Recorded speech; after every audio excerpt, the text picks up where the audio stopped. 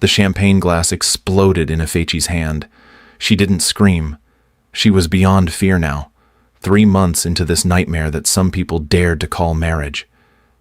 Blood trickled down her palm where a glass shard had cut her, but she barely felt it. Her eyes were locked on her husband Dae-Jung as he lowered his smoking gun toward the ceiling of their Lagos penthouse. "The next person who touches my wife dies," Dae-Jung said, his voice cold as winter in Seoul. His words were meant for the 4 men who'd cornered Ifechi at this supposed charity event. They scattered like leaves in Harmattan wind. Ifechi stood there, her crimson dress matching the blood on her hand, and laughed. Actually laughed. "You shot the ceiling because men were talking to me? Are you completely insane?" Dae-Jung's jaw tightened. Even angry, he was beautiful in that dangerous way, like a blade fresh from the forge. His dark eyes, sharp as obsidian, fixed on her bleeding hand. He crossed the space between them in 3 strides and grabbed her wrist. "We're leaving," he said. "I'm not finished here." "Yes, you are. Before you find out what happens next, do me a favor. Hit that subscribe button right now. This story gets wild, and you don't want to miss what comes next. Also, drop a comment and tell me where you're watching from. Lagos? Seoul? New York? I want to know. Now, let's get back to Ifechi and Dae-Jung. The ride back to the penthouse was silent except for the hum of the bulletproof car. Ifechi stared out the window at Lagos nightlife, the lights of Victoria Island blurring past. She missed her old life. She missed her mother's kitchen in Enugu, the smell of jollof rice and plantains frying. She missed her art studio, her friends, her freedom. "You're bleeding on the leather," Dae-Jung said without looking at her. "Then maybe you shouldn't have shot at people near me." "I shot the ceiling." Same difference. He finally turned to face her and something flickered in his expression. Concern? Anger?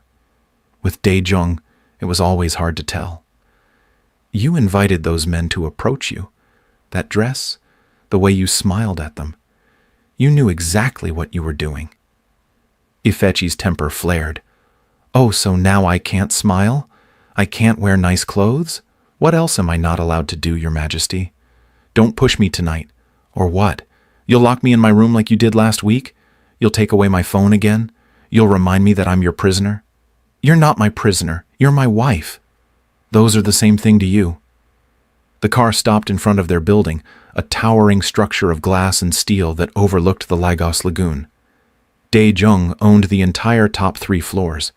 Money wasn't a problem for him. He controlled shipping routes from Busan to Mombasa, owned nightclubs in Cape Town and Seoul, and had politicians in 5 countries on his payroll. Ifechi's father, Chief Okonkwo, had built a criminal empire in West Africa, but he'd made enemies. Powerful enemies. The only way to save the Okonkwo family from destruction was to marry Ifechi off to Dae-Jung, creating an alliance between Korean and African crime families. Ifechi hadn't been given a choice. 3 months ago, her father had walked into her art studio and said, "You're getting married in 2 weeks. Pack your things." She'd tried to run. She'd bought a plane ticket to London using her mother's maiden name. But Dae-Jung's men found her at the airport. They were polite but firm. "Mr. Kim sends his regards. Please come with us." The wedding was beautiful and empty, a cathedral in Accra filled with people Ifechi didn't know.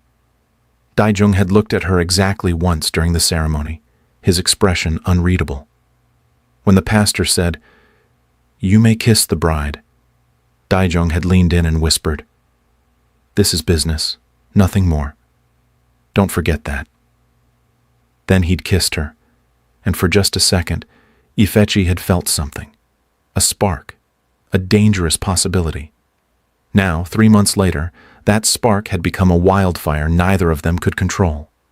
Inside the penthouse, Dae-Jung went straight to his liquor cabinet and poured himself whiskey. Ifechi kicked off her heels and walked to the floor-to-ceiling windows. Lagos sprawled below her like a living thing, all light and chaos and music. "You need to bandage that hand," Dae-Jung said. "I'm fine." "Ifechi." She turned to face him. "What do you want from me, Dae-Jung? Really? You don't want a wife. You made that clear. You want a decoration, something pretty to show at events and then lock away when you're done. He set down his glass with more force than necessary. That's not true. Isn't it? You keep me in this golden cage. I can't leave without your permission. I can't see my friends. I can't even order food without one of your guards watching me. You know why that is. There are people who want to hurt you to get to me. Then maybe you should have thought of that before you married me. The words hung in the air between them. Dae-Jung's expression darkened, and for a moment, Ifechi thought he might yell, but he didn't. Instead, he crossed the room toward her, his movements controlled and deliberate. You think I wanted this? His voice was low and dangerous. You think I wanted to tie myself to someone who hates me, who defies every single rule I set? Then why did you do it? Because the alternative was worse. Ifechi blinked. What does that mean? Dae-Jung ran a hand through his dark hair, frustration clear on his face. It means 3 other families wanted to marry you. Choi Min-ho from the Busan cartel, Ibrahim Khalid from Cairo, Dmitry Volkov from Moscow. Your father was auctioning you off to the highest bidder, and all 3 of them are animals. Ifechi felt her stomach drop. I didn't know that. Of course you didn't. Your father didn't tell you. He just told you that you had to marry me to save the family. Dae-Jung moved closer, and she could smell his cologne, something expensive and woodsy. I paid double what the others offered. I made sure I was the one who got you.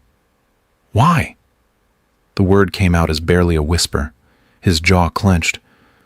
Because I couldn't stand the thought of you belonging to someone else. The confession hung between them like lightning about to strike. Ifechi's heart was pounding so hard she was sure he could hear it. You don't even like me. I've spent 3 months trying to convince myself of that. And? It's not working. Before Ifechi could respond, before she could even process what he'd just admitted, Dae-Jung's phone buzzed. He pulled it out, glanced at the screen, and his entire demeanor changed.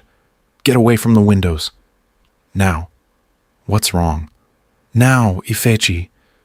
He grabbed her and pulled her down just as the window behind them shattered. Bullets tore through the space where she'd been standing seconds before. Dae-Jung covered her body with his, shielding her as glass rained down around them. If you're enjoying this story, smash that like button. And don't forget to comment below. I want to know what you think about Dae-Jung. Is he protecting Ifechi, or is he just being controlling? Let me know your thoughts. The shooting stopped as suddenly as it started. Dae-Jung's security team swarmed the penthouse within seconds, securing the perimeter. Dae-Jung stood and pulled Ifechi to her feet, checking her for injuries. Are you hurt? His hands moved over her arms, her shoulders, her face, searching for wounds. I'm fine. What was that? Someone just tried to kill us. His expression was grim. This is exactly why I don't let you go wherever you want. This is why I have rules. Ifechi's fear transformed into anger. So this is my fault? Someone shoots at us and somehow that proves you're right? That's not what I said. It's what you meant. She tried to push past him, but he caught her wrist. Not hard, but firm. Where are you going? Away from you. There is no away from me. We're married, Ifechi. When people shoot at me, they shoot at you too. When my enemies come for me, they come for you. You're not separate from this anymore. I never asked for this. Neither did I. The words came out louder than he'd intended. Dae-Jung took a breath, visibly trying to control himself. Neither did I, he repeated, quieter this time. But here we are. Ifechi felt tears prickling her eyes, and she hated herself for it. She'd promised herself she wouldn't cry in front of him, wouldn't give him the satisfaction of seeing her break. But 3 months of being trapped, of being controlled, of being married to a man who looked at her like she was both a treasure and a burden, it was too much. I hate you, she whispered. Something painful flashed across Dae-Jung's face. I know. I hate that you control everything. I hate that I can't make my own choices. I hate that I wake up every morning in this beautiful prison and remember that I'm stuck here. Ifechi, I hate that I'm starting to understand why you do it. I hate that when you pulled me down just now, my first thought wasn't fear. It was relief that you were there. A tear slipped down her cheek. I hate that I'm falling in love with my jailer. The words were out before she could stop them. Dae-Jung stared at her, his dark eyes wide with something that looked like shock, or hope, or fear, maybe all three. Say that again, he said. No. Ifechi. No, I shouldn't have said it. Forget I said anything. But Dae-Jung wasn't letting her go anywhere. His hands came up to frame her face, gentle despite their strength. You love me? I said I'm falling. That's different. And I hate it. I hate you for making me feel this way. Good, he said, because I've been in love with you since the day your father showed me your picture. Ifechi's breath caught. That's impossible. You don't even know me. I know you're stubborn. I know you'd rather fight than surrender. I know you paint at 3 in the morning when you can't sleep, and you hum Afrobeat songs while you cook, even though you pretend you don't like cooking. His thumbs brushed away her tears. I know you're brave enough to tell me you hate me to my face. I know you're strong enough to survive being married to someone like me. This doesn't change anything, Ifechi said, but her voice was shaking. You're still controlling. You're still dangerous. I know, and you're still defiant. You're still going to push every boundary I set. His forehead touched hers. But maybe that's why this works. Maybe we're supposed to push each other. This is crazy. Everything about us is crazy. And then he kissed her. Not the cold, performative kiss from their wedding. This was real, desperate. 3 months of tension and fighting and unspoken want finally breaking through. Ifechi kissed him back with equal fervor, her hands fisting in his shirt, pulling him closer. When they finally broke apart, both breathing hard, Dae-Jung rested his forehead against hers. If we do this, really do this, there's no going back. No more separate bedrooms. No more pretending we're just a business arrangement. What are you saying? I'm saying I want you as my wife. My real wife. My partner. Not my prisoner. Ifechi looked into his eyes, searching for the truth. And my freedom? You'll have it, as much as I can give you while keeping you safe. We'll figure it out together. I want to go back to painting. Then paint. I'll convert the East Room into a studio. I want to see my mother. I'll take you to Enugu next week. I want you to stop shooting ceilings when men talk to me. A ghost of a smile touched his lips. That one might take some work. Despite everything, Ifechi laughed. It felt good to laugh. It felt like maybe, just maybe, they could make this insane situation work. But the universe had other plans. Dae-Jung's head of security, a serious Korean man named Park, approached them. Sir, we have a problem. What kind of problem? The shooter wasn't an outside enemy. It was someone inside your organization. Dae-Jung's entire body went rigid. Who? Your cousin, Jae-sung. The name hit like a physical blow. Jae-sung was Dae-Jung's closest advisor, his right hand. They'd grown up together in Seoul, had built this empire together. If Jae-sung had betrayed him, it meant everything was compromised. Where is he? Dae-Jung's voice was deadly quiet. We have him in the south room. He's asking to speak with you. Dae-Jung looked at Ifechi. Stay here with Park. Don't leave this room until I come back. I'm coming with you. Absolutely not. Dae-Jung, we just agreed we're partners. Partners don't hide from danger. They face it together. He looked like he wanted to argue, but something in her expression stopped him.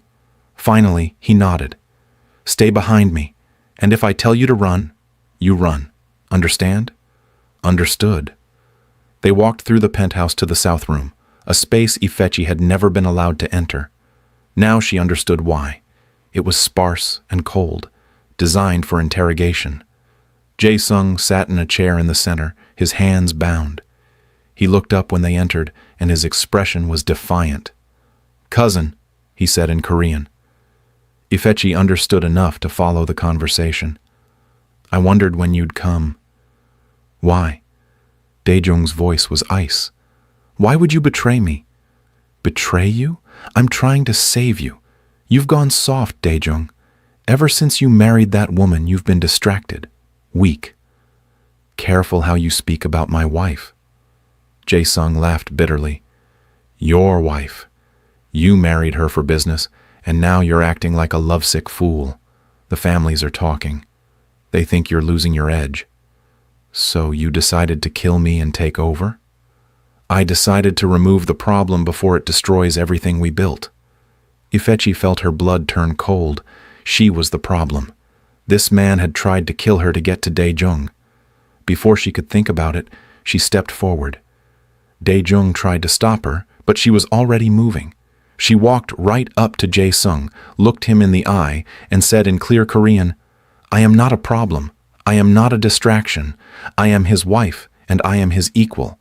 And if you ever try to hurt my husband again, I will end you myself." Jae-sung stared at her in shock. "You speak Korean?"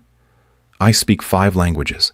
I also paint, run a business, and survived 3 months married to the most stubborn man in Lagos. Do you really think I'm just some decoration?" "We're almost at the end of this story, but before we get there, I need you to do something. Subscribe to this channel if you haven't already. Hit that notification bell. And drop a comment telling me what you think Ifechi should do next. Should she forgive Dae-Jung completely? Or should she make him work for it? Let me know." Dae-Jung looked at Ifechi with something close to awe. Then he turned back to his cousin. "Park, take him away. Make sure he faces justice properly." As Park and his team escorted Jae-sung out, Dae-Jung pulled Ifechi into his arms.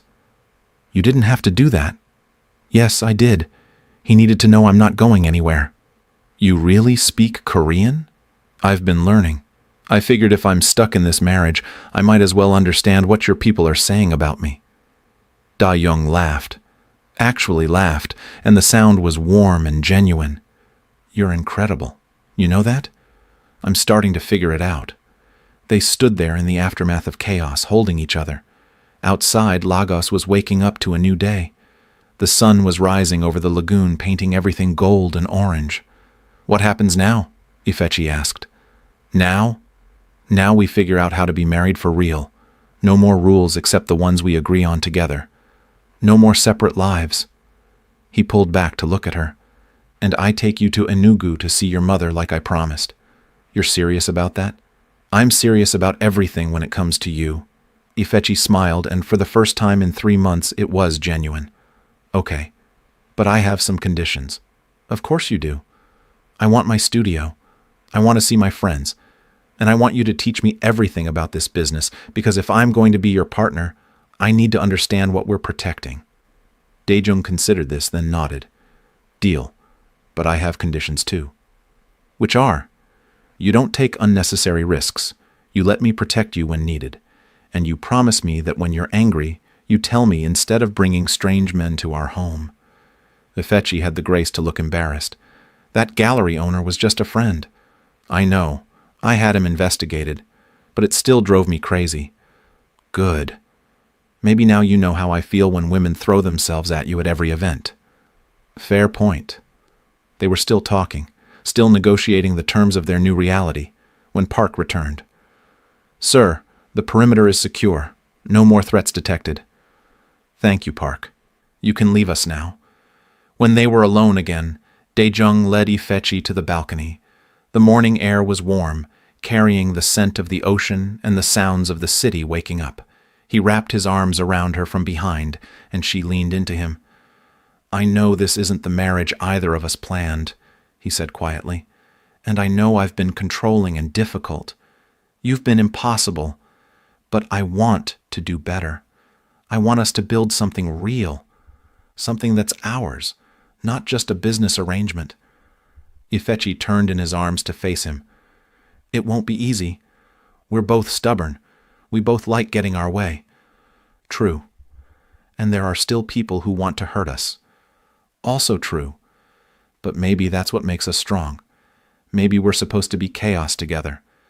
Dae-Jung smiled, really smiled, and Ifechi realized she loved that smile. She loved the way his eyes crinkled at the corners, the way his whole face softened. "Chaos together. I like that." He kissed her again, slower this time. A promise instead of a desperate need. When they pulled apart, the sun was fully up, and Lagos stretched out before them in all its messy glory. "Come on," Ifechi said, taking his hand. "I'm going to make us breakfast. Real Nigerian breakfast. Akara and pap." "You're going to cook?" "Don't sound so surprised. I told you, I can do everything." As they walked back inside together, hand in hand, Ifechi realized something had shifted. She was still married to a dangerous man. She was still part of a world filled with violence and betrayal. But she was no longer a prisoner. She was a partner, an equal. And maybe, just maybe, that was exactly what she needed to be. 3 months ago, she'd been forced into a marriage she didn't want. Today, she was choosing to stay. Not because she had to, but because somewhere between the fighting and the fear and the defiance, she'd found something worth keeping. Love was supposed to be soft and gentle, but theirs was sharp and fierce, forged in fire and conflict. It was messy and complicated and sometimes dangerous. It was perfect. Before I let you go, I need you to do one last thing. If you enjoyed this story, hit that like button, subscribe to the channel for more stories like this, and most importantly, comment below and tell me where you're watching from and what you thought about Ifechi and Dae-Jung's journey. Did you love it? Hate it? Want more? I read every single comment, and your feedback helps me create better stories for you. And if you want to know what happens next in Ifechi and Dae-Jung's story, let me know in the comments. Should I make a part 2? Should we see them navigate their new partnership? Should we meet Ifechi's family? You tell me. Thank you for watching. Until next time, remember that sometimes the best love stories are the ones that start with chaos and end with choice. Now go subscribe, hit that notification bell, and I'll see you in the next story.